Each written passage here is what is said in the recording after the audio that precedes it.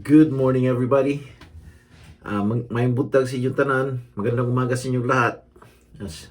This is Mario right now. Another lesson for Bitcoin beginners. I do this every day for over a month now, and what I do is just simplify everything, and hopefully, stick to just one topic, and it usually takes about 10 minutes or even less. So I hope you'll enjoy my daily blog, and hopefully you learn something, so that will give you a high conviction to invest in Bitcoin, because I'm really in the rabbit hole of Bitcoin, and I'm trying to be one of the people that pushes for Bitcoin. Hopefully you'll take my advice and start slowly invest in Bitcoin. Today's topic basically is what diamond hands versus paper hands. I've been investing in stocks for a while now, so I'm kind of very amused, in fact, and enjoy it when in the social media they started saying, you gotta have diamond hands for this stock or diamond hands for that stock. And then now they're basically starting to use it in crypto, and specifically Bitcoin. So what does it mean when you say diamond hands, in Bitcoin? In the wild world of Bitcoin investing, there's a fierce battle being waged between two opposing mindsets: the diamond hands and the paper hands. Basically, paper hands is the opposite of diamond hands. But what do these terms mean, and why do they matter in context of Bitcoin? When someone has diamond hands, it means they're in it for the long haul, long term, basically. They have unwavering confidence in Bitcoin's potential and are willing to weather the storm of volatility without flinching. As I keep repeating, Bitcoin or even any crypto, is the volatility is pretty hard. So these investors believe in the fundamental value of Bitcoin and are committed to holding onto their investment through thick and thin. So if you have diamond hands, no matter what happens, you'll stick to it. Knowing diamonds are really hard. Diamonds is like one of the hardest objects found in Earth. Diamond hands investors are not swayed by short-term price fluctuations or market sentiments. They understand that Bitcoin journey to mass adoption may be filled with ups and downs, but they remain steadfast in their conviction that Bitcoin is the future of money. So that the word there is conviction. They have a high conviction that there's going to be a mass adoption of Bitcoin, and the price of Bitcoin will eventually just keep going higher and higher.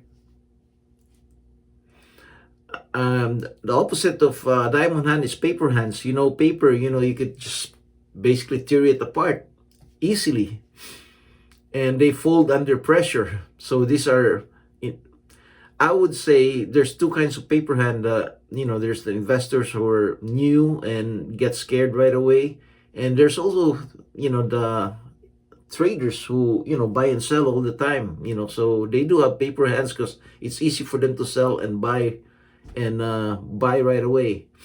So on the other hand, paper hand investors are quick to fold at the first sign of trouble.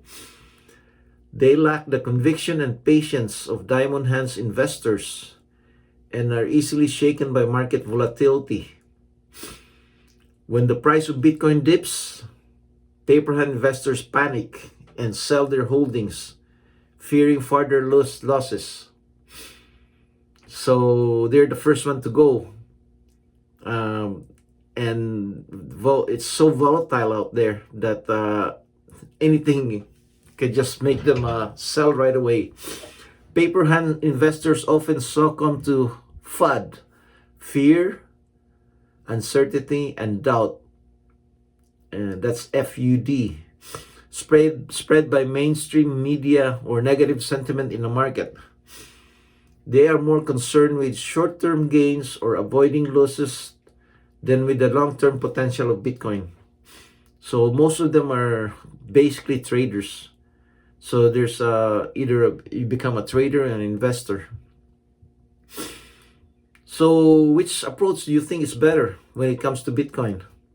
Diamond hands or paper hands? The answer basically depends on your investment strategy, your risk tolerance, and time horizon.